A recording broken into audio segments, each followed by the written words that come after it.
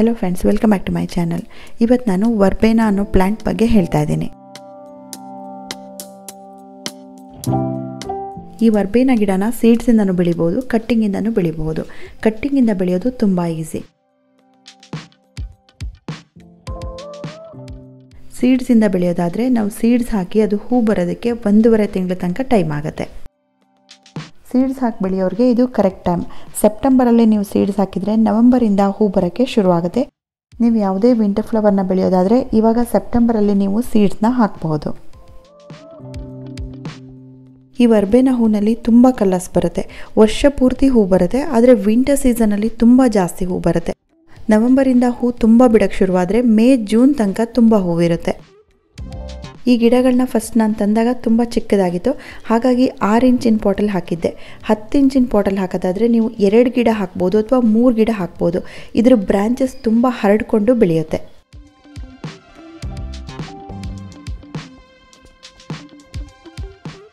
ಒಂದೇ ಪಾಟಲ್ಲಿ 3 ಬೇರೆ ಬೇರೆ ಕಲರ್ಗಳನ್ನ ಕೂಡ ಹಾಕಬಹುದು ಅಥವಾ ಒಂದೇ ಕಲರ್ ಕೂಡ ಹಾಕಬಹುದು। ಈ ವರ್ಬೇನಾ ಪ್ಲಾಂಟ್ಸ್ ಗೆ ಯಾವ ರೀತಿ ಪಾಟ್ ಮಿಕ್ಸಿಂಗ್ ತಗೊಂಡಿದ್ದೆ ಅಂದ್ರೆ ಕಾಂಪೋಸ್ಟ್, ಮಣ್ಣು ಮತ್ತೆ ಕೋಕೋಪೀಟ್ ಇದು ಮೂರನ್ನು ಈಕ್ವಲ್ ಆಗಿ ಹಾಕೊಂಡಿದ್ದೆ। 1 ಮುಷ್ಟಿಯಷ್ಟು ಬೇವಿನ ಪುಡಿನ ಹಾಕೊಂಡಿದ್ದೆ। ಈ ವರ್ಬೇನಾ ಗಿಡನ ರೀಪಾಟ್ ಮಾಡಬೇಕಾದ್ರೆ ಫಂಗಿಸೈಡ್ ಅಥವಾ ನೀಮ್ ಪೌಡರ್ನ ಹಾಕೊಳ್ಳೇಬೇಕು, ತುಂಬಾ ಬೇಗ ಫಂಗಸ್ ಆಗುತ್ತೆ। ಲಾಸ್ಟ್ ಇಯರ್ ನನ್ನ ಹತ್ರ ಈ ವರ್ಬೇನಾದಲ್ಲಿ ಬೇರೆ ಬೇರೆ ಕಲರ್ಸ್ ಇತ್ತು, ನೀರು ಜಾಸ್ತಿ ಆಗಿ ಮಣ್ಣಲ್ಲಿ ಬಿಳಿ ಬಿಳಿ ಫಂಗಸ್ ಆಗುತ್ತಲ್ಲ, ಆ ರೀತಿಯಾಗಿ ಆ ಗಿಡಗಳೆಲ್ಲ ಸತ್ತೋಯ್ತು। ಹಾಗೆ ಈ ಗಿಡದಲ್ಲಿ ಮನಿ ಪ್ಲಾಂಟಲ್ಲಿ ಬಿಳಿ ಬಿಳಿ ಆಗುತ್ತಲ್ಲ, ಅದೇ ರೀತಿ ಇದರಲ್ಲಿ ಕೂಡ ಆಗುತ್ತೆ। ಹಾಗಾಗಿ ನೀಮ್ ಪೌಡರ್ನ ಹಾಕೊಳ್ಳೇಬೇಕು, ನೀಮ್ ಆಯಿಲ್ನ ಕೂಡ ಸ್ಪ್ರೇ ಮಾಡ್ತಾ ಇರಬೇಕು। ನೀಮ್ ಆಯಿಲ್ ಜೊತೆ ಯಾವುದಾದ್ರೂ ಲಿಕ್ವಿಡ್ ಸೋಪ್ನ ಹಾಕಿಬಿಟ್ಟು ಸ್ಪ್ರೇ ಮಾಡ್ಬೋದು। ನೀವು ಕೆಮಿಕಲ್ ಪೆಸ್ಟಿಸೈಡ್ಸ್ ಯೂಸ್ ಮಾಡೋದಾದರೆ ನೀವು ಅದನ್ನು ಕೂಡ ಸ್ಪ್ರೇ ಮಾಡಬಹುದು। ಈ ಗಿಡಕ್ಕೆ ಹುಳುಗಳ ಬಗ್ಗೆ ಹೇಳೋದಾದ್ರೆ ಇದಕ್ಕೆ ಮಿಲಿಬಗ್ಸ್ ಅಟ್ಯಾಕ್ ಆಗುತ್ತೆ, ಆವಾಗಲೂ ಕೂಡ ನೀವು ನೀಮ್ ಆಯಿಲ್ನ ಸ್ಪ್ರೇ ಮಾಡಬಹುದು।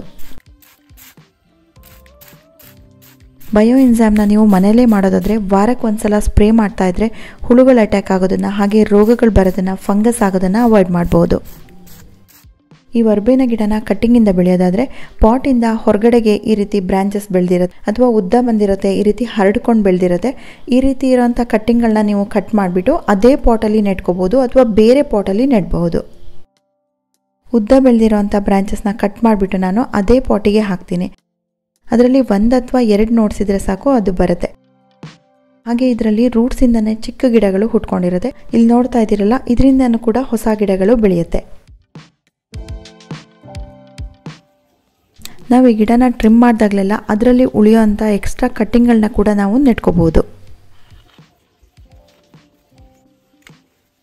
ಇನ್ನು ಫರ್ಟಿಲೈಸರ್ ಬಗ್ಗೆ ಹೇಳೋದಾದರೆ ಇದು ಹೂ ಬಿಡೋ ಗಿಡ ಆಗಿರೋದ್ರಿಂದ ನೀವು 20 ದಿನಕ್ಕೆ ಅಥವಾ 25 ದಿನಕ್ಕೆ ಒಂದೊಂದ್ಸಲ ಫರ್ಟಿಲೈಸರ್ನ ಕೊಟ್ಕೋಬಹುದು।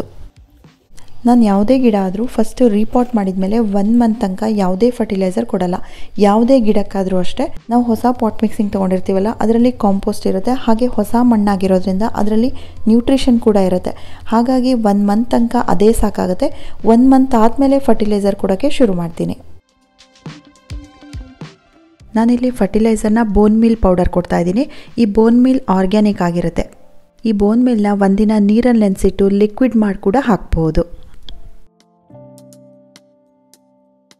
ಬಾಳೆಹಣ್ಣಿನ ಸಿಪ್ಪೆನ 1 ಇಡೀ ದಿನ ನೀರಲ್ಲಿ ನೆನೆಸ್ಬಿಟ್ಟು ನೆಕ್ಸ್ಟ್ ಡೇ ಅದರ ನೀರನ್ನು ಈ ಗಿಡಕ್ಕೆ ಹಾಕಿದರೆ ಅದರಲ್ಲಿ ಕೂಡ ಹೂ ತುಂಬ ಚೆನ್ನಾಗಿ ಬರುತ್ತೆ। ಅದು ಬಿಟ್ಟು ನೀವು ವರ್ಮಿ ಕಾಂಪೋಸ್ಟ್ ಕೂಡ ಹಾಕ್ಬೋದು। ಈ ಗಿಡಕ್ಕೆ 20 ದಿನಕ್ಕೆ ಒಂದ್ಸಲ ಫರ್ಟಿಲೈಸರ್ ಹಾಕ್ತಾ ಇದ್ರೆ ಹೂ ಜಾಸ್ತಿ ಬಿಡುತ್ತೆ। ಡ್ರೈ ಇರೋಂಥ ಫರ್ಟಿಲೈಸರ್ ಕೊಟ್ಟಾಗ ತಕ್ಷಣ ನೀರು ಹಾಕೋದನ್ನು ಮಾತ್ರ ಮರಿಬಾರ್ದು।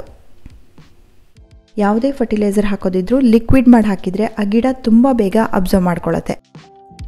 ಇನ್ನು ನೀರಿನ ಬಗ್ಗೆ ಹೇಳೋದಾದರೆ ಈ ಗಿಡಕ್ಕೆ ನೀರು ಜಾಸ್ತಿ ಆಗಬಾರ್ದು, ಮಣ್ಣು ಪೂರ್ತಿ ಡ್ರೈ ಆದಮೇಲೆ ನೀರು ಕೊಡಬೇಕು। ನೀರು ಜಾಸ್ತಿ ಆದರೆ ಬೇರುಗಳು ತುಂಬ ಬೇಗ ಕೊಳೆಯುತ್ತೆ, ಹಾಗೆ ಗಿಡನೂ ಸತ್ತೋಗುತ್ತೆ। ಕೆಮಿಕಲ್ ಫರ್ಟಿಲೈಸರ್ ಕೊಡೋರು NPKನ ಅರ್ಧ ಸ್ಪೂನಷ್ಟು ತಗೊಂಡು 1 ಲೀಟರ್ ನೀರಲ್ಲಿ ಕರಗಿಸ್ಬಿಟ್ಟು ಹಾಕಬಹುದು। ಹೂ ಅರಳು ಹೋಗಿರೋದನ್ನು ಕಟ್ ಮಾಡಿಬಿಟ್ಟು ತೆಗಿತಾ ಇರಬೇಕು, ಅದರಲ್ಲೇ ಬಿಟ್ಟರೆ ಆ ಹೂವಲ್ಲಿ ಬೀಜಗಟ್ಟಕ್ಕೆ ಶುರುವಾಗುತ್ತೆ। ಒಂದ್ಸಲ ಆ ಗಿಡದಲ್ಲಿ ಬೀಜಗಟ್ಟಕ್ಕೆ ಶುರುವಾದರೆ ಹೂ ಬಿಡೋದು ಕಡಿಮೆ ಆಗುತ್ತೆ। ಇದು ವರ್ಬೇನಾ ಗಿಡದಲ್ಲಿ ಮಾತ್ರ ಅಲ್ಲ, ಯಾವುದೇ ಸೀಸನ್ ಫ್ಲವರ್ ಆಗಿರ್ಬೋದು ಅಥವಾ ಯಾವುದೇ ಬೀಜದಿಂದ ಬೆಳೆಯುವಂಥ ಹೂವಿನ ಗಿಡಗಳಾಗಿರ್ಬೋದು, ಆ ರೀತಿ ಹೂವಿನ ಗಿಡಗಳಿಗೆಲ್ಲ ಅಷ್ಟೇ ಹೂ ಅರಳು ಹೋದ ಕೂಡಲೇ ಅದನ್ನು ಕಟ್ ಮಾಡಿಬಿಟ್ಟು ತೆಗಿತಾ ಇರಬೇಕು। ಹೀಗೆ ಕಟ್ ಮಾಡೋದ್ರಿಂದ ಆ ಗಿಡದಲ್ಲಿ ಹೊಸ ಮೊಗ್ಗುಗಳು ಬರೋಕ್ಕೆ ಶುರುವಾಗುತ್ತೆ। ಈ ಅರಳು ಹೋಗಿರೋ ಹೂವನ್ನ ಕಟ್ ಮಾಡೋದನ್ನ ಡೆಡ್ ಹೆಡಿಂಗ್ ಅಂತ ಹೇಳ್ತಾರೆ। ಇದನ್ನು ಡೈಲಿ ಮಾಡೋದಿರಲ್ಲ, ವಾರದಲ್ಲಿ ಒಂದು ಸಲ ಯಾವ್ಯಾವ ಹೂ ಅರಳು ಹೋಗಿದೆ ನೋಡಿಕೊಂಡು ಕಟ್ ಮಾಡಬೇಕು. ಇನ್ನು ಈ ವರ್ಬೇನಾ ಗಿಡಕ್ಕೆ ತುಂಬ ಇಂಪಾರ್ಟೆಂಟ್ ಇರೋದು ಸನ್ಲೈಟ್. ದಿನಕ್ಕೆ ಮಿನಿಮಮ್ 6 ಗಂಟೆನಾದರೂ ಸನ್ಲೈಟ್ ಬೀಳೋ ಕಡೆ ಇಡಬೇಕು.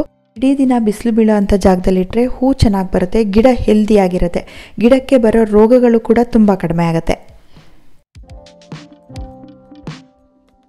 ಇದಿಷ್ಟೇ ವರ್ಬೇನಾ ಗಿಡದ ಬಗ್ಗೆ ಹೇಳೋಕ್ಕಿರೋದು. ತುಂಬ ಇಂಪಾರ್ಟೆಂಟ್ ಇರೋದು ಸನ್ಲೈಟ್ ಚೆನ್ನಾಗಿರಬೇಕು, ನೀರು ಕಡಿಮೆ ಹಾಕಬೇಕು.